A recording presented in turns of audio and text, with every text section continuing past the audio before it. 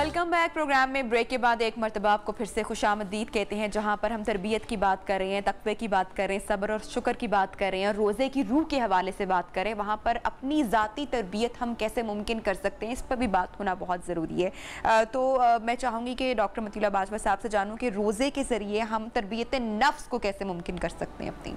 देखिए, एक बात जो मैं ज़रूरी समझ रहा था जब बलोच साहब बात कर रहे थे तो मेरे दिल में आ रहा था कि ये हदीस अभी बयान करने वहाँ पहुँचे हुए थे करीब, लेकिन वो शायद रह गई है। नबी करीम सल्लल्लाहु अलैहि वसल्लम ने ये जो ज़ाती तरबियत की बात है और इस तरफ असल में इशारा है कि आपने फरमाया मल्लम यदा कौल ज़ूर वल अमल बिही फलैसा लिल्लाहि फ़ी हाजतुन फ़ी अन यदा ताम व शराब। जो बंदा रोज़ा रख कर भी बुरी बात से नहीं बाज आता, गालम गलोच से बाज नहीं आता, अपने नफ्स की शरारतों से बाज नहीं आता, तो अल्लाह को कतान हाजत नहीं है कि ये भूखा प्यासा रहे। अल्लाह ताला को ज़रूरत नहीं है कि ये खाना पीना छोड़ दे। ये तो इसलिए था ताकि ये अपने आप को तैयार करे कि जब अल्लाह ताला की हलाल चीज़ों पर पाबंदी लगती है और मैं उसका हुक्म मान के, और देखें बड़ा ही कोई कमज़ोर ईमान वाला भी हो ना, तो अकेले में शदीद भूखा और शदीद प्यासा हो रोजे की हालत में, तो वो तन्हाई में भी एक कतरा पानी अपने हलक से नीचे नहीं जाने देता। ये आम सबसे कमज़ोर तरीन ईमान वाले की बात कर रहा हूँ। लेकिन वही कमज़ोर ईमान वाला जैसे ही रमज़ान गुजरता है या रमज़ान के अलावा बाकी मामलात या भूख प्यास काटने के अलावा बाकी मामलात को अपने लिए उसी तरह जायज़ समझता है। हालांकि मैं अक्सर कहा करता हूँ अपने बच्चों को क्लास में कि एक बच्चे ने एक महीना कोई कंप्यूटर का कोर्स कर लिया, कोई ट्रेनिंग ले ली, कोई ट्रेनिंग आपने सेशन ले लिया, एक महीना, सारी जिंदगी आप उसको नहीं भूलते। बड़ी टेक्निकल बड़ी पेचीदा बातें भी आप एक महीने में सीख लेते हैं और उसके बाद पूरी जिंदगी आप मुख्तलिफ जॉब्स करते हैं, काम करते हैं और उस एक महीने की ट्रेनिंग को आप सर्टिफिकेट की सूरत में पेश करते हैं कि जनाब मैंने फलां ट्रेनिंग हासिल की हुई है। ये क्या सूरत हाल है कि हर साल आप ट्रेनिंग लेते हैं और सूरत हाल बदलती नहीं है, ज़िंदगी बदलती नहीं है। एक बात तो मैं ये कहना चाह रहा था। दूसरी बात, जो दोनों भाइयों की गुफ्तगू से एक चीज़ मैं महसूस कर रहा था कि इधर भी आ जाए। बात हुई यहाँ पे कि इफ्तार करवाया जाता है रियाकारी के लिए, बात हुई यहाँ पे कि लोग जो हैं, और ये भी बात हुई कि जो ताजिर हजरात हैं वो बड़ा नाजायज़ फ़ायदा उठाते हैं। तो मेरा ख्याल है एक टेक्निकल वजह तो ये भी होती है कि जब चीज़ों की मांग बहुत ज़्यादा हो जाती है तो रेट पीछे से बेचने वालों की तरफ से भी बढ़ जाते हैं। ये एक टेक्निकल वजह भी है। चीज़ों की मांग क्यों ज़्यादा होती है, इस पर सोचना चाहिए जी। रमज़ान आया था कम खाने पर मजबूर करने के लिए, रोक कर खाने पर मजबूर करने के लिए, लेकिन बड़े अफसोस के साथ ये बड़े ईमानदार जो लोग हैं और जिनके बारे में आप ये शिकवा कर रहे हैं कि इनको चीज़ें महंगी मिलती हैं, अगर ये आम दिनों में एक बार खाता है तो रमज़ान में पूरी रात खाना शुरू हो गया। अगर ये आम दिनों में शाम का खाना सादा सा एक सालन के साथ खाता है तो रमज़ान में ये 4 सालन बनाना शुरू हो गया। ये कौन बात करेगा, ये तरबियत कौन करेगा कि भाई रमज़ान तुम्हारे खाने के पैकेज बढ़ाने नहीं आया। और फिर क्या कहते हैं, हम क्या कह रहे हैं, माजरत के साथ हम सब कह रहे होते हैं कि जी इतनी अनवाउ क़साम की नेमतें अल्लाह ताला ने हमें, बरकतें हैं अल्लाह की तरफ से। आपने समझा नहीं मामले को। रमज़ान आया था ये भी ट्रेनिंग करने के लिए आपकी कि आप कम खाने पे आओ, क्योंकि कम खाना सुन्नत है। नबी पाक सल्लल्लाहु अलैहि वसल्लम क्या करते थे, अल्लाह के नबी सल्लल्लाहु अलैहि वसल्लम फरमाते हैं मुझे इख्तियार दिया गया कि मैं बादशाह नबी बनूं या मैं अल्लाह का बंदा नबी बनूं, और मैंने अल्लाह से अपने लिए अब्दियत वाली नबूवत मांगी है, मुझे अल्लाह का बंदा बनना है। और आपने क्या मांगा, आपको ऑफर किया गया कि ज़मीनों कायनात के सारे खजाने आपके कदमों में ढेर कर देते हैं, और आपने फरमाया कि नहीं, मैं तो अल्लाह से ये चाहता हूँ कि मुझे एक दिन खाना मिले और एक दिन मैं भूखा रहूं, कि जिस दिन खाना खाऊं अल्लाह का शुक्र अदा करूं और जिस दिन भूखा रहूं उस पर सब्र करके अल्लाह से अजर हासिल करूं। मुझे ये बताइए, ये कौन तरबियत करेगा कि कम खाओ कम खाओ। आपकी सहरी क्या थी, आपने क्या फरमाया कि सबसे बेहतरीन सहरी क्या है, खजूर। क्यों, मुयस्सर ही खजूर थी। मैं क्या करता हूं, मैं बहुत मजहबी हूं तो मैं जनाब 10 खाने बना के बैठा हूं अपनी सहरी के लिए, और मुझे ट्रेनिंग दी जा रही है कि ये पी लो, ये खा लो, इससे भूख नहीं लगती, इससे प्यास नहीं लगती, ये खाने के आखिर में ये वाली चीज ऐड कर लो तो तुम्हें भूख नहीं लगेगी। और भूख ही तो लगना चाहिए थी कि रम्ज का मतलब ही जलाना है। ये भूख लगती तो तुम्हारे जिस्म के अंदर से ये जो फासिद मादे हैं और जो फासिद सोचें ये निकलती। अगर भूख ही नहीं लगनी तो इसको याद क्या आना है, ये सोया रहे। जैसे आपने कहा कि मेरी अम्मी कहती थी भाई तुम फाका करती हो, अगर सोना ही मकसद है कि तुमने खाना खा के फजर के बाद सो जाना है और असर पे जाकर उठना है, तो क्या रोजा हुआ, ये इस रोजे के क्या मकासद हैं। तो जाती तरबियत के लिए मैं अर्ज करूंगा کہ آپ کم کھائیں، اور اگر آپ کم کھائیں گے تو رزق کم استعمال ہوگا. کم استعمال ہوگا تو کہاں خرچ کرنا ہے؟ اگر وسائل زیادہ ہیں تو ان پہ خرچ کرو جن کو میسر نہیں ہے. اس میں اور اگر دوسری بات جی وسائل زیادہ ہیں تو ان پہ خرچ کرو جن کے پاس نہیں ہے. اور اگر آپ سب کم کھانا شروع کر دیں گے تو مانگ کم ہوگی، قیمتیں خود بخود نیچے آ جائیں گی. یہ بھی ایک ٹیکنیکل وجہ ہے جس کو سوچنے پر ہم تیار نہیں. ہم سمجھتے ہیں کہ یہ اللہ کی برکتیں ہیں، نعمتیں ہیں کہ جی رمضان میں جو ہم پہلے نہیں کھاتے تھے وہ بھی کھاتے ہیں. آپ نے مینج کیا ہے، آپ نے کوشش کر کے اپنے دسترخوان کو وسیع کیا ہے. آپ نے دوسروں کے دسترخوان کے بارے میں نہیں سوچا، اور نہ آپ نے فاقہ کر کے اللہ کو راضی کرنے کے بارے میں سوچا ہے. آپ کم کھاتے تو آپ کو تراویح پڑھنا آسان ہو جاتا. ہمارا تجربہ ہے ہم مذہبی لوگوں کا، علماء کا، کہ جیسے ہی رمضان شروع ہوتا ہے تو پہلی تراویح 4 5 10 جو ہے وہ بڑی بھرپور ہوتی ہیں، لیکن جیسے جیسے آگے جاتا ہے تو ساری مسجدیں خالی ہوتی ہیں. کیوں؟ لوگ سمجھتے ہیں کہ بس اب جو عید کی تیاری شروع کر دو، اب کھانے پینے کی تیاری شروع کر دو. جب آپ کم کھائیں گے، نبی پاک صلی اللہ علیہ وسلم کتنا کھاتے تھے؟ بہت کم. کتنا؟ بہت کم. اور کتنا جاگتے تھے آپ؟ ساری رات جاگتے تھے، آپ عبادت کرتے تھے، اور بہت مختلف وقفوں میں آپ سویا کرتے تھے. ہم کیا کرتے ہیں؟ اتنا کھاتے ہیں کہ نیند ہی نہیں کھلتی ہماری.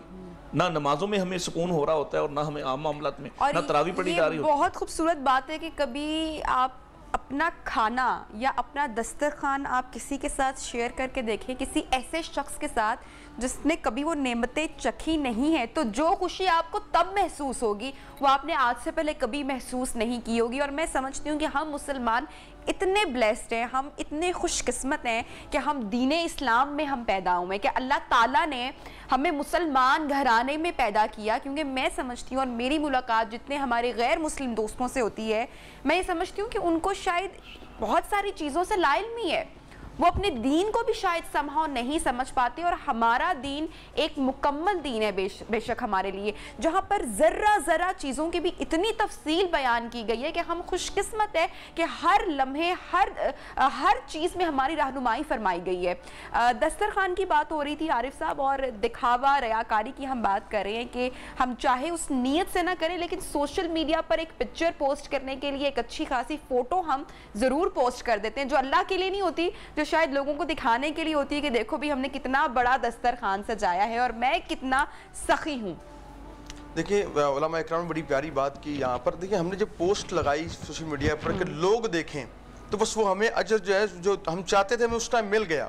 لیکن اس کا مقصد کاش ایسا ہوتا کہ ہم اس پوسٹ کی بجائے ہم وہ راشن ایک خاموشی کے ساتھ اس قریبی رشتہ دار کو دے دیتے جس کو ضرورت ہے. ہمارے المیہ کیا ہے، ہم خود تو باہر بہت سخی ہیں، ہم لوگوں کو راشن بانٹتے بھی ہیں، افطاری کرواتے بھی، لیکن جو ہمارے رشتہ دار ہیں جن کا زیادہ حق ہے، پہلے حق ان کا ہے، ان کے گھر میں چیزیں میسر نہیں ہوتی. لیکن باہر ہم مشہور ہیں، بڑے حاجی صاحب ہیں، بڑے سخاوت کرنے والے ہیں. اور یہاں پہ ایک اور بات، آپ نے بھی ایگزامز دیے ہیں، ہم نے بھی ایگزامز دیے ہیں، علماء اکرام بھی اپنی جو جوانی میں ایگزامز وغیرہ دیے ہیں. ہم دیکھتے ہیں کہ رول سلپ آتی ہے، اس کے پیچھے لکھا ہوتا ہے، ہدایت لکھی ہوتی ہیں کہ وہاں پہ آپ یہ چیز لے جا نہیں سکتے، اس طرح نہیں کر سکتے. ہم وہ پڑھ کر جاتے ہیں، اور جو کمرہ امتحان ہوتا ہے وہاں پر ہم خیال رکھتے ہیں کوئی ایسی جو ہم سے غلطی نہ ہو جائے جس کی بنیاد پہ ہمارا پرچہ منسوخ کر دیا جائے، ہمیں امتحان سے فارغ کر دیا جائے، خارج کر دیا جائے، فیل ہو جائیں.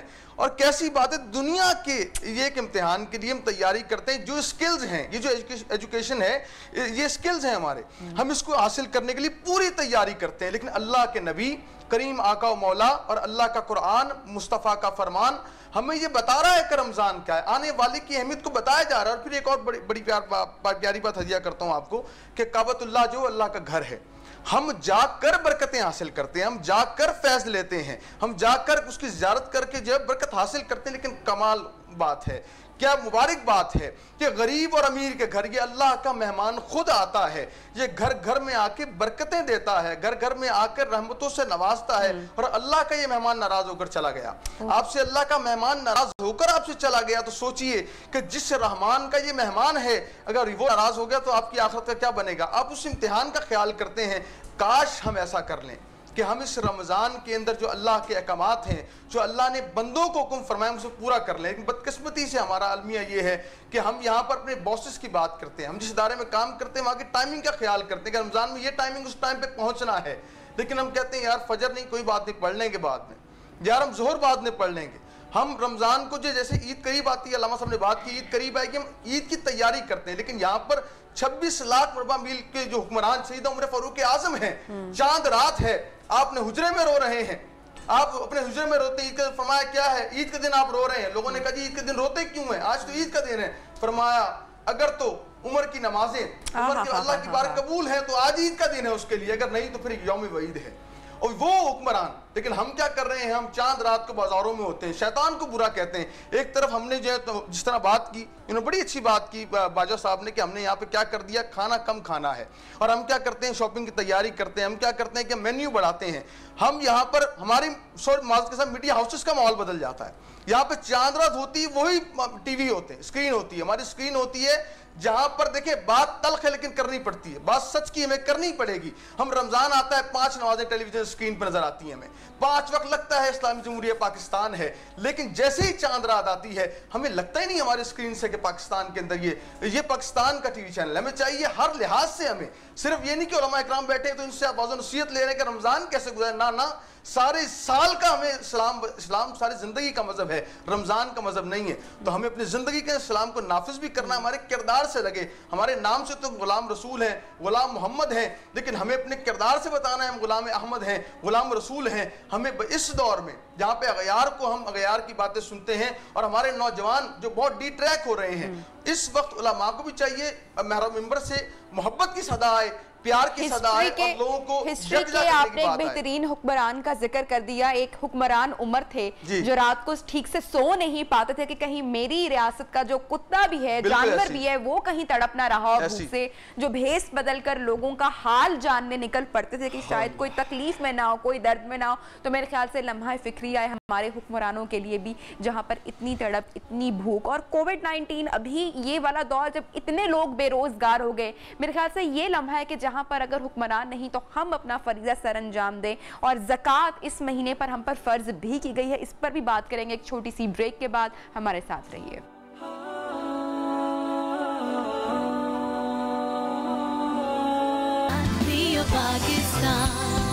Welcome back. پروگرام میں آپ کو خوش آمدید کہتے ہیں. اور بریک سے پہلے ہم نے ذکر کیا تھا کہ ہم زکوٰۃ کے بارے میں بات کریں گے، جہاں پر رمضان پاک میں بہت ساری اور درس دیتا ہے. وہاں پر جو انسانی حقوق ہیں اس کے بارے میں بھی ہمیں درس ملتا ہے، اور اس میں سے ایک اہم فریضہ زکوٰۃ کا بھی ہے. مفتی صاحب جی بالکل، زکوٰۃ ارکان اسلام میں سے اہم ترین رکن ہے، اور زکوٰۃ ادا نہ کرنے والوں پر جو وبال ہے قرآن پاک میں والذین یکنزون الذھب والفضة ولا ينفقون فی سبیل اللہ فبشرهم بعذاب علیم یوم یحمى علیہا فی نار جہنم فتکوی بہا جباہم وجنوبہم وظہورہم ھذا ما کنزتم لانفسکم فذوقوا ما کنتم تکنزون. جو مال جمع کر کے رکھتے ہیں اور اس کا حق جو حصہ ہے وہ نہیں نکالتے، اللہ رسول کا جو حق ہے ادائیگی زکوٰۃ کی صورت میں اور انفاق فی سبیل اللہ کی صورت میں، تو اس وقت اس سونے چاندی کو گرم کیا جائے گا اور ان کے پہلوؤں کو داغا جائے گا اور انہیں کہا جائے گا ھذا ما کنزتم، یہ ہے وہ مال جو تم جمع کر کے رکھتے تھے. لہٰذا زکوٰۃ تو بہرحال ادا کرنی ہی کرنی ہے. اور رمضان شریف نہیں، سال کے بعد زکوٰۃ جب کسی کا صاحب نصاب ہو جائے تو سال جب گزرتا ہے تو زکوٰۃ اس پر واجب ہو جاتی ہے. ماہ رمضان المبارک میں اس لیے ادا کرتے ہیں کہ ظاہر ہے اس میں ثواب زیادہ ہوتا ہے اور تاکہ لوگوں تک، مستحقین تک پہنچ سکے. لیکن زکوٰۃ سے ہٹ کر خرچ کرنا چاہیے اور کثرت سے خرچ کرنا چاہیے. نبی رحمت صلی اللہ علیہ وسلم کے بارے میں ام المومنین حضرت عائشہ صدیقہ رضی اللہ تعالی عنہ فرماتی ہیں کہ آقا کریم صلی اللہ علیہ وسلم سخی تو تھے ہی تھے، آپ سے بڑھ کر کائنات میں کوئی سخی نہیں تھا، لیکن ماہ رمضان میں اس قدر سخاوت کرتے تھے جیسے تیز آندھی ہوتی ہے، ایسے سخاوت کیا کرتے تھے. تو ہمیں ماہ رمضان المبارک میں ایک آپ کی اجازت سے ایک اور پہلو بڑا خاص ہے، وہ یہ ہے کہ ماہ رمضان المبارک میں چونکہ عموماً رجحان پایا جاتا ہے، یعنی ہمارے ہاں چونکہ لوٹ سیل سے فائدہ اٹھانے کا ہوتا ہے، ہم کہتے ہیں نیکیوں کی لوٹ سیل ہے، لہذا مسجدوں میں آتے ہیں لوگ اور رجحان ہوتا ہے. لیکن اس میں بھی انہیں یہ نہیں پتا کہ عبادات کا اصل طریقہ کیا اور عبادت میں پریارٹی کیا ہے. مثلا وہ جتنا ٹائم ملے گا نفل پڑھ لیں گے. یہ جو شب برات ہوتی ہے، شب قدر ہوتی ہے، تو کہتے ہیں جی نفل پڑھ لے، 100 نفل پڑھ لے، اور 30 پہ آ کے تھک گئے تو نہ وہ 100 پورے ہو سکے نہ یہ ہو سکا. بھئی سب سے پہلی بات یہ ہے، میں پوری ذمہ داری سے کہہ رہا ہوں ہمارے ناظرین کے لیے، جو دین کے مسائل آپ کو معلوم نہیں ہیں، جو دین کے بارے میں آپ کی کرکشن ہونے والی ہے، جو آپ کو کلمہ اگر صحیح نہیں آتا، آپ کو نماز صحیح نہیں آتی، آپ کو وضو کے فرائض کا پتہ نہیں ہے، آپ کو غسل کے طریقے کا پتہ نہیں ہے، زکوٰۃ کے مسائل کا پتہ نہیں ہے، سب سے پہلے جتنا ٹائم آپ کو ملے آپ یہ سیکھیں. اگر آپ کو قرآن نہیں آتا، 60 سال کے ہو گئے اور قرآن پڑھنا نہیں آتا، اور کہتے ہیں جی کیا کر رہے ہیں جی نفل پڑھ رہے ہیں، 100 نفل پڑھ رہے ہیں. میں نے کہا نفل تو عبادت تیری طرف سے ہے، قرآن تو اللہ نے نازل کیا تھا، وہ تو سیکھنا تیرے اوپر لازم ہے، فرض ہے. قرآن آتا نہیں اور وہ اس کو عبادت ہی نہیں سمجھتے. قرآن کی ایک آیت دیکھا نا ہماری اسمبلیوں کے اندر بڑے بڑے بیرسٹر جو ہیں وہ قرآن کی چھوٹی سی صورت صحیح نہیں پڑھ سکے. بینگ مسلم ہمارے لیے کتنا بڑا عالمیہ اور لمحہ فکریہ ہے. ایک حدیث شریف سناتا ہوں کہ قرآن سیکھنا کتنی بڑی عبادت ہے اور فرسٹ پریارٹی ہے، یہ ترجیح ہے مسلمان کے لیے. حضور صلی اللہ علیہ وسلم نے اپنے ایک صحابی حضرت ابو ذر غفاری رضی اللہ تعالیٰ عنہ، اور یہ ابو ذر غفاری صحابہ اکرام میں زہد و ورع کے حوالے سے، تقوی کے حوالے سے، عبادت و ریاضت اور شب بیداری کے حوالے سے بڑا ممتاز مقام رکھتے تھے. اس لیے حضور صلی اللہ علیہ وسلم نے انہیں مخاطب کیا. مخاطب کر کے پتہ ہے کیا فرمایا؟ یا ابا ذر لان تغدوا فتعلم آیۃ من کتاب اللہ خیر من ان تصلی 100 رکعہ ولان تغدوا فتعلم بابا من العلم عمل به ولم یوم خیر من ان تصلی 1000 رکعہ. اور کما قال الرسول صلی اللہ علیہ وسلم، سرکار نے فرمایا ابو ذر اگر تو صبح اٹھے اور قرآن کی ایک آیت سیکھ لے، یہ تیرے لیے 100 رکعت نماز نفل ادا کرنے سے بہتر ہے.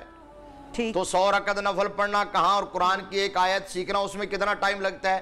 قرآن ہمیں پڑھنا نہیں آتا اور فرمایا اگر تو صبح اس حال میں کرے فَتَعَلَّمَ بَابًا مِنَ الْعِلْمِ، تو دین کا پورا ایک چیپٹر، ایک لیسن، ایک پورا مسئلہ، کوئی بھی ایک مسئلہ چھوٹا ہو یا بڑا، دین کا مسئلہ چھوٹا ہوتا ہی نہیں ہے، ایک پورا مسئلہ جان لے، یہ تیرے لیے 1000 رکعت نماز نفل ادا کرنے سے بہتر ہے. لہٰذا ایسی بابرکت گھڑیوں میں جتنا آپ کو موقع ملے دین سکھانے کی کوشش کرنی چاہیے اور پھر اس پر عمل پیرا ہونے کی کوشش کرنی چاہیے. ٹھیک ہے بلوچ صاحب، قرآن پاک ہمارے پاس مکمل ایک کتاب اور ضابطہ حیات، ایک ہمارا دین، اس میں ہر چیز ہمیں ملتی ہے. قرآن پاک ہماری ہدایت کے لیے بے شک ہمارا اس پہ ایمان ہے، لیکن ہمارے ہاں بالکل مفتی صاحب نے بات درست کی کہ ہم جب قرآن پاک پڑھتے ہیں تو ہم اس کو صرف پڑھ رہے ہوتے ہیں محض ثواب کی خاطر. بولو صاحب ہم اس کو سمجھ نہیں رہے ہوتے.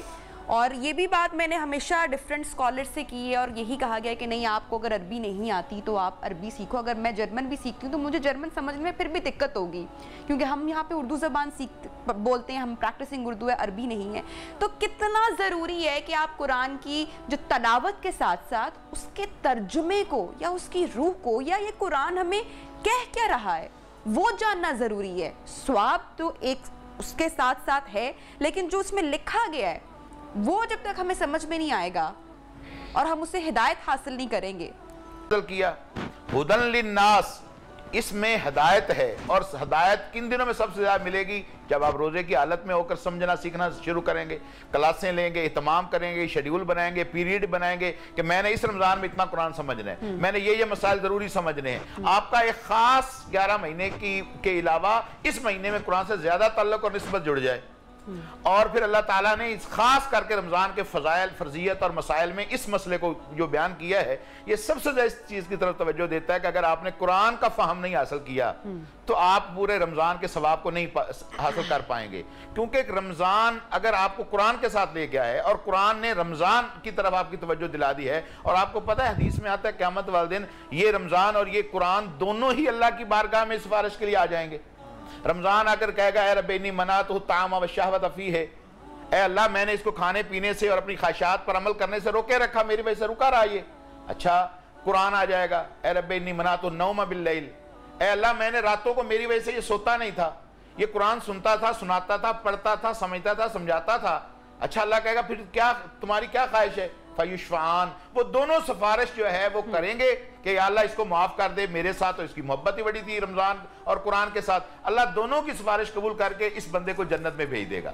یہ اس بندے کا معاملہ ہے جس نے رمضان اس مہمان کا بھی کمال اہتمام کیا اور کمال اس کا استقبال کیا اور کمال اس سے محبت کی اور اس کی خدمت کی اور اس کو عزت دی اور پھر قرآن کو بھی سمجھا اور سمجھایا. دیکھیں حدیث میں آتا ہے ان اللہ یرفع بہذا الکتاب اقواما ویضع بہ آخرین. اللہ تعالیٰ نے اس قرآن کو سمجھنے والی قوموں کو دنیا میں بلند کر دیا اور جنہوں نے اس قرآن کو چھوڑ دیا ذلیل و خوار کر دیا.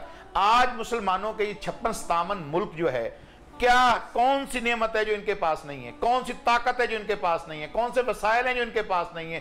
کیوں ہم ٹولیوں میں بکھرے ہوئے ہیں, کیوں ہم چھوٹے چھوٹے یونٹس میں تقسیم ہیں, کیوں ہم فرقہ بندیوں میں اور اس عذاب میں اور ملکوں کی اس ساری تقسیموں میں اور پاسپورٹ اور آوازاریوں میں پڑے ہوئے ہیں؟ ہم نے قرآن کو چھوڑ دیا ہے. اگر ہم ایک ملت ہوتے, اس قرآن پر چلتے ہوتے, تو قرآن یہ ساری حدیں ختم کر کے ہمیں ایک مسلمان, ایک مومن کی جو ہے وہ بنا دیتا اور ہمارے ہاں یہ سب جو ہے گروپنگ ہے ختم ہو جاتی. قرآن کی طرف ہم جب تک نہیں آئیں گے ہمیں رہنمائی نہیں ملے گی. اور اس سے بہترین قرآن کو سمجھنے کا جو ہے وہ رمضان ہے. اور آپ دیکھیں یہ قرآن ایک ایسی عجیب چیز ہے کہ جب قرآن مجید کی سب سے چھوٹی سورت انا اعطیناک الکوثر نازل ہوئی, اب آپ اس کے اندر دیکھتے جائیں, اس کا ہر جو ہے آیت کا اینڈ را پر ہو رہا ہے. اگر آپ اس کو دیکھیں, اس کے اوزان کو, اس کے قافیہ کو, اس کے میزان کو آپ دیکھیں تو دنیا کے بڑے سے بڑے شاعر عاجز ہیں. اللہ نے چیلنج کر کے کہا فاتو بسورۃ من مثلہ, کوئی ایک سورت اس طرح کی لے آؤ. اچھا عربوں کے ہاں چونکہ ان کا مزاج بڑا شاعرانہ تھا, اس لیے وہ کہتے تھے جب نبی صلی اللہ علیہ وسلم وہی بیان کرتے کہتے تھے یہ شاعر ہے نعوذ باللہ. تو جب یہ سورت نازل ہوئی تو نبی صلی اللہ علیہ وسلم نے کہا کہ اس کو بیت اللہ کے دروازے پر لٹکا دو. یہ چیلنج تھا کہ یہ چیلنج ہے تمہارے لیے کہ اس طرح کی چھوٹی سی ہی کوئی کلام بنا کے لے آؤ. ان کا ایک بڑا مشہور شاعر تھا جو پہاڑوں میں رہتا تھا, وہ کلام وہ انہوں نے کاپی کیا اور لے کر اس کو جا کر کہا اس کا کوئی جواب دیں. 1 دن گئے, 2 دن گئے, 3 دن گئے, کوئی جواب نہیں. خیر ایک دن اس کے کلام اس نے بھیجا, لکھا ہوا تھا ھذا الکلام لیس لبشر, یہ کسی انسان کا کلام ہے ہی نہیں, میں اس کا جواب کیسے دوں؟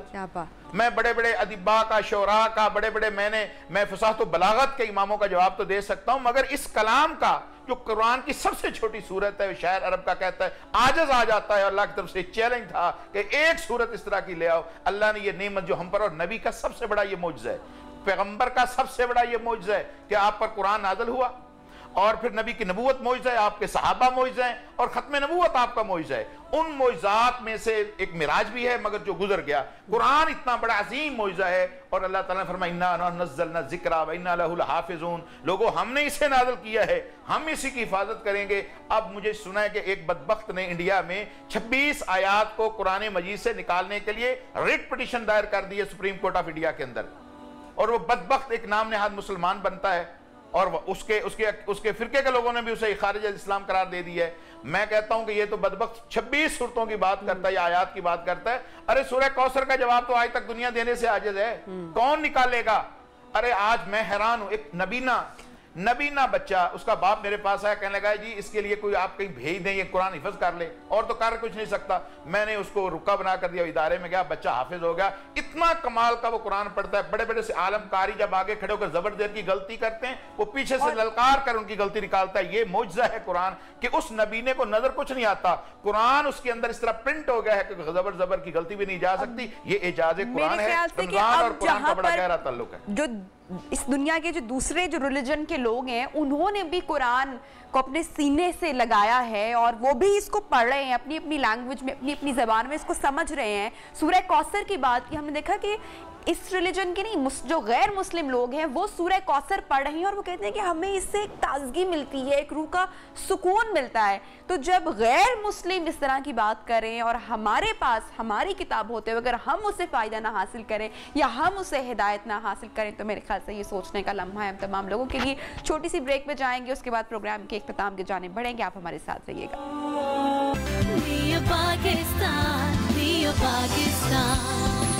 Welcome back. پروگرام میں بریک کے بعد ایک مرتبہ پھر سے آپ کو خوش آمدید کہتے ہیں. ڈاکٹر صاحب پروگرام کے آخری حصے کی جانب بڑھے ہیں, اور کسی بھوکے شخص کو افطار کرانے کا کتنا ثواب ملتا ہے, کتنا اس کا اجر ہے, میں چاہوں گی اس پر بھی آپ روشنی ڈالیے گا. میں آپ کے سوال سے پہلے نا ایک پہلو زکوٰۃ کے حوالے سے عرض کرنا چاہ رہا تھا, چونکہ ماشاءاللہ بات اتنی تفصیل کے ساتھ ہو رہی ہے کہ وہ اس ایک چنک میں موقع ہی نہیں ملتا. اس لیے میرا دل تھا کہ وہ آیت مبارکہ کہ زکوٰۃ دینے کے حوالے سے یہاں چونکہ بہت سارے مسائل ہیں, اور یہ افطار بھی اسی میں آ جائے گا. اس لیے کہ جب ہمارا مالدار طبقہ جو زکوٰۃ نہیں دیتا, اور میکسیمم لوگ زکوٰۃ نہیں دیتے, وہ سمجھتے ہیں کہ زکوٰۃ شاید ایک تو ابھی گورنمنٹ نے مجھے پتہ چلا کہ سرکاری ملازمین کی تنخواہوں سے ان کا جو جی پی فنڈ ہے اس پہ سے بھی زکوٰۃ نکالنا شروع کر دی. حالانکہ زکوٰۃ جب آپ ملکی طور پر حکمران کے طور پر یا ایک ریاست کے طور پر نہیں لے رہے تو یہ اختیار آپ نے لوگوں کو دیا ہوا ہے, اور پھر آپ ایسا نہ کریں. لوگ خود اپنی مرضی سے زکوٰۃ نکالیں جو بھی نکالتے ہیں, یا آپ پورے پاکستان میں باقی سارے ٹیکسز کو چھوڑیں اور صرف زکوٰۃ لیں اور ان کی کیلکولیشن کریں. کیونکہ نبی پاک صلی اللہ علیہ وسلم پر جو قرآن مجید نازل ہوا اور جس میں زکوٰۃ لینے کا آپ کو حکم دیا, اس میں حکم یہ ہے خذ من اموالہم صدقہ, آپ ان کے مالوں سے زکوٰۃ وصول کیجئے, صدقہ لیجئے, اور وہ مال کیا ہوگا تو تطہرہم وتزکیہم بہا, مال بھی پاک ہوگا اور زکوٰۃ دینے والے کا دل بھی پاک ہو جائے گا. بلکہ اس میں بڑی لطیف بات ہے کہ اللہ تعالیٰ نے اسی آیت مبارکہ میں فرمایا وصلی علیہم ان صلاتک سکن لہم, اے میرے حبیب آپ ان کا مال بھی لیجئے اور پھر ان کے لیے دعا بھی کیجئے. گویا جو شخص زکوٰۃ دیتا ہے اسے نبی پاک صلی اللہ علیہ وسلم کی دعا بھی حاصل ہوگی. تو ایک پہلو, اور آپ کی دعا کیا ہے, ان صلاتک سکن لہم, آپ کی دعا جو ہے وہ ایمان والوں کے لیے سکینت کا سبب اور باعث ہے. تو اگر کوئی بندہ زکوٰۃ دیتا ہے تو اسے رسول اللہ صلی اللہ علیہ وسلم کی یہ بشارت اور یہ دعا آپ کی حاصل ہوگی. ایک بات تو یہ میں کہنا چاہ رہا تھا, اور یہ بھی کہنا چاہ رہا تھا کہ زکوٰۃ جب آپ ہر آدمی مختلف اس کے نصاب ہے, میرا خیال تک اس پر بھی بات ہوگی کہ جو نصاب ہے زکوٰۃ کا اس میں بہت ساری الجھنیں ہیں, لوگ اس کو سمجھتے نہیں ہیں ان معاملات کو. اچھا, ایک سوال اسی میں ایڈ کرنا چاہوں گی کہ ہم اپنے خاندان کے کن افراد پر کو زکوٰۃ دے سکتے ہیں؟ آپ اپنے خاندان میں صرف اپنے والدین, اپنی بیوی اور اپنے بچوں کو زکوٰۃ نہیں دے سکتے, باقی سب کو آپ زکوٰۃ دے سکتے ہیں. اپنے بہن بھائیوں کو زکوٰۃ دے سکتے ہیں اس لیے کہ وہ آپ کے زیر کفالت نہیں ہیں. آپ جن کی کفالت آپ پر فرض ہے, آپ کے وہ باپ ہوں, ماں سے اوپر کے رشتے ہوں, اور آپ اسی طرح آپ کی اولاد کے نیچے کے رشتے ہیں, ان پر آپ زکوٰۃ نہیں خرچ کریں گے کیونکہ یہ آپ کے خود ہی پہلے ہی آپ کی کفالت میں ہیں. اس کے علاوہ باقی جو رشتے ہیں ان پر آپ زکوٰۃ خرچ کر سکتے ہیں, اور انہیں آپ بلکہ زکوٰۃ شروع ہی ان سے کرنا چاہیے, اس لیے کہ سب سے پہلے حقدار وہی ہیں. اس کے ساتھ ایک اور سوال بھی جوڑنا چاہوں گی کہ جب زکوٰۃ کی ادائیگی کی بات آتی ہے تو کیا زکوٰۃ فرض ہے کہ ہم صرف رمضان کے مہینے میں ہی پوری سال کی اکٹھی اپنی مال کی نکالیں گے, یا ہم اس کو پورا سال ڈیوائیڈ بھی کر سکتے ہیں اور وہ پورا سال بھی؟ بہت اچھا سوال آپ نے کیا, اور یہ بڑا اہم ہے اس لیے کہ بہت سارے لوگ ہیں جو زکوٰۃ نکال کر اپنے ہی پاس رکھ لیتے ہیں اور پھر پورا سال اس کو خرچ کرنے کا اختیار سمجھتے ہیں. میں اس کے حق میں اس لیے نہیں ہوں, اس لیے کہ زکوٰۃ تو نکال کر آپ نے اپنے مال سے الگ کرنا تھی, اس لیے کہ زکوٰۃ تو میل کچیل کہا گیا اس کو. آپ نے یہ میل الگ کر کے ان پہ خرچ کرنی تھی جن کا حق تھا. ان کو آپ یہ نہیں کہ آپ پورا سال, ہاں یہ ہو سکتا ہے کہ آپ ایڈوانس زکوٰۃ دینا شروع کر دیں, ایڈوانس زکوٰۃ دینا شروع کر دیں, پورے سال بعد آپ حساب کریں اور آپ کہیں کہ میں نے اتنی زکوٰۃ تو دے دی تھی پہلے, اتنی باقی بچ گئی ہے. یہ ہو سکتا ہے کہ آپ کسی خاندان کی کفالت رکھ رہے ہیں, پورا سال آپ ایک حصہ ان کو یہ بھی ہو سکتا ہے, لیکن میں سمجھتا ہوں کہ اس میں مسائل ہوتے ہیں. اس لیے دیکھیں, آپ فوت ہو جائیں, آپ کو پتا ہے کہ آپ سال زندہ رہیں گے, آپ فوت ہو گئے تو آپ کی اولاد کو تو پتہ ہی نہیں کہ آپ نے کیا کیا, یا آپ نے بتایا بھی ہے تو کیا ممکن ہے کہ وہ آپ کی اولاد آپ کی طے کی ہوئی زکوٰۃ یا نکالی ہوئی زکوٰۃ کو اپنے مصرف میں نہیں لائے گی. تو بہترین طرز عمل یہی ہے جو سنت ہے, جو مسنون ہے, جو رسول اللہ صلی اللہ علیہ وسلم نے اختیار کیا. آپ نے لوگوں کو اختیار نہیں دیا بلکہ زکوٰۃ لے کر آپ نے اس کو تقسیم کیا ہے. تو آپ زکوٰۃ لیں اور تقسیم کریں. اور یہ جو کفالت کی بات آپ نے کی ہے نا, یہ بھی میں عرض کر دوں, ہمارے ہاں تصور بڑا غلط ہے کہ زکوٰۃ کا مطلب یہ ہے کہ آپ جس کو زکوٰۃ دے رہے ہیں مستقل اس کو زکوٰۃ ہی دیتے جائیں. زکوٰۃ اس لیے نہیں ہے. زکوٰۃ کا مقصد کیا ہے؟ زکوٰۃ آپ نے اس آدمی کو دینا ہے تاکہ وہ ایک ہی دفعہ کھڑا ہو جائے. یہ جو 500 بندوں پہ آپ زکوٰۃ تقسیم کرتے ہیں اس سے بہتر ہے کہ آپ 5 پہ تقسیم کر لیں اور ان 5 کو آپ سٹینڈ کریں کہ وہ خود زکوٰۃ دینے والے بنیں. کیونکہ زکوٰۃ کا مقصد قطعاً شریعت میں یہ نہیں ہے کہ وہ ہمیشہ ہاتھ پھیلا کے رکھے اور ہمیشہ مستحق رہے. زکوٰۃ کا مطلب ہے اس آدمی, دیکھیں نا اس میں مسافر کیوں شامل کیا؟ اس لیے کہ مسافر تو مستقل جو ہے وہ نہیں ہے, مصرف نہیں ہے. مسافر مستقل تو مسافر نہیں رہتا, یا مستقل تو مستحق نہیں رہتا. کیوں شامل کیا؟ اس میں بڑی سمجھنے کی بات ہے. اس لیے شامل کیا کہ یہ عارضی طور پر مدد ہے, عارضی طور پر مدد ہے تاکہ وہ بندہ جو مشکل میں ہے, اچانک مشکل آئی ہے, پریشانی آ گئی ہے, یہ جو سالہ سال سے زکوٰۃ لے رہا ہے, میں نہیں سمجھتا کہ اس کو زکوٰۃ دینا چاہیے, اس لیے کہ اس نے زکوٰۃ کا حق ادا نہیں سمجھا. اس کو آپ ایک دفعہ زکوٰۃ دیں, یہ سٹینڈ کر جائیں, اپنا کام کاروبار کاج کرے کچھ, اور پھر وہ اب خود زکوٰۃ دینے والا بن جائے. یہ شریعت کا منشا نہیں ہے کہ وہ مستقل محتاج بنے اور وہ معروف ہو جائے کہ اس پر زکوٰۃ لگتی ہے, اس کو زکوٰۃ ضرور دینا چاہیے. مفتی صاحب میں چاہوں گی ذرا شارٹ آپ ذرا بتائے گا کیونکہ پروگرام اینڈ بھی کرنا ہے, اس میں مختلف آراء کیا پائی جاتی ہیں. میں آپ سے شارٹ کمنٹ میں چاہوں گی کہ زکوٰۃ پورا سال یا رمضان کے مہینے میں, اس میں کیا مختلف آراء ہیں یا ایک ہی مہینے میں ادا کرنی ہے؟ انہوں نے بھی تفصیل سے بتا دیا, پہلے میں نے بھی عرض کیا ہے کہ اصل میں جب بندہ ایک اس کی خاص لمٹ ہے اس کو ہم نصاب کہتے ہیں فقہ کی زبان میں، صاحب نصاب بنتا ہے اور پھر سال گزرے تب زکوٰۃ فرض ہوتی ہے، اس سے پہلے فرض ہی نہیں ہوتی۔ ہاں پہلے ادا کرنا شروع کر دے اور حساب کر کے اس وقت کرے، ادا ہو جائے گی، لیکن سال جب گزرے گا تو اس وقت اس پر فرض ہوگی، اور اگر وہ نکال کے اپنے پاس رکھ لے اور تھوڑا تھوڑا دے تو یہ زکوٰۃ ادا نہیں ہوگی۔ اپنے پاس رکھ لینے سے تو اپنے پاس نکالنے سے ادا نہیں ہوتی۔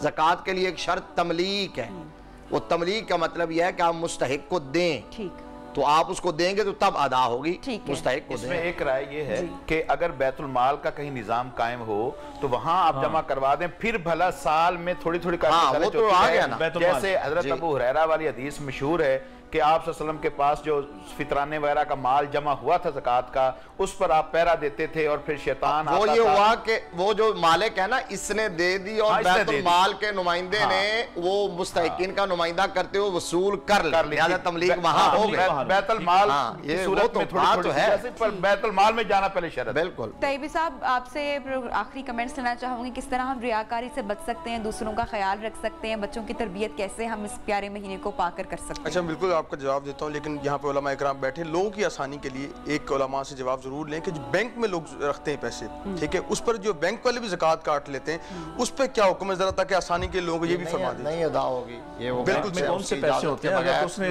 فکس ڈپازٹ کیا تو ویسے ہی سود لے رہا ہے، ویسے ہی حرام ہے، اس پر زکوٰۃ کیا ہونی ہے؟ اور اگر بالفرض کرنٹ بھی ہے اور اس کی اجازت کے بغیر کاٹتے ہیں تو وہ ادا نہیں ہوگی زکوٰۃ۔ بلکہ اس میں بینک والے اسٹامپ لیتے ہیں، صحیح، آپ اگر اسٹامپ لکھ کر دے دیں کہ میری زکوٰۃ نہ کاٹی جائے، میں اپنی مرضی سے کاٹوں گا، تو پھر نہیں ہوگی۔ ہاں اس کے باوجود اگر کوئی حکومتی ایسی پالیسی بن جائے اور وہ کاٹ لیں زبردستی، وہ کاٹ لیں، تو آپ کی اس میں اگر مرضی نہیں ہے تو نہیں، ہاں اگر آپ کی مرضی شامل ہے تو پھر وہ ہو جائے گی۔ اس صورت میں کہ آپ چاہتے ہیں چلے جس طرح قربانیاں آج کے لیے ہم جمع کروا دیتے ہیں بینک میں، وہ یہ ایک صورت ہے۔ اور حکومتی اختیارات استعمال کرتے ہوئے تب زکوٰۃ وصول کر سکتی ہے جب ٹیکسز کا نظام نہ ہو۔ یہ مساوی نظام، دو طرح کے زکوٰۃ، یہ تو ظلم ہے نا۔ بالکل ٹھیک ہے۔ اچھا میں ایک لائن میں جواب یہ دینا چاہتا ہوں کہ بڑی پیاری گفتگو ہوئی کہ ہمیں رمضان کے اندر خاص طور پہ اہتمام کرنا ہے بچوں کی تربیت کا، اور اپنے بچوں کو قرآن ترجمے کے ساتھ پڑھائیں۔ جس طرح علماء اکرام نے کہا کہ یہاں پر آپ ان کے لیے عام لینگویجز کا بھی اہتمام کرتے ہیں، ان کے لیے مخصوص کر دیں کہ انہوں نے قرآن تفسیر کے ساتھ پڑھائیں، اور میٹرک کے بعد خاص طور پر میٹرک کے بعد نوجوانوں کو ضرور تفسیر کر قرآن پاک پڑھائیں۔ تو بالکل گورنمنٹ نے کر دیا، لیکن ہمیں بالکل ذاتی طور پر والدین کو چاہیے تاکہ وہ قرآن کی تعلیمات سے اپنے قلوب و اذان کو معطر کر سکیں۔ تھینک یو سو مچ، آپ لوگ شامل گفتگو رہے آج کے اس خوبصورت موضوع پر، اور رمضان کی روح کے حوالے سے ہم نے بات کی۔ آئی ہوپ آپ کو پروگرام اچھا لگا ہوگا، اپنا فیڈ بیک بھی دیجیے گا، اور رمضان کا اہتمام جناب بھرپور طریقے سے کیجیے۔ اپنی جو روح کی کلینزنگ کی ہم نے بات کی ہے اس پر بھی آپ لوگ ضرور کام کیجیے، اپنا بہت سارا خیال رکھیے، رمضان کی تیاریاں کیجیے۔ اللہ حافظ۔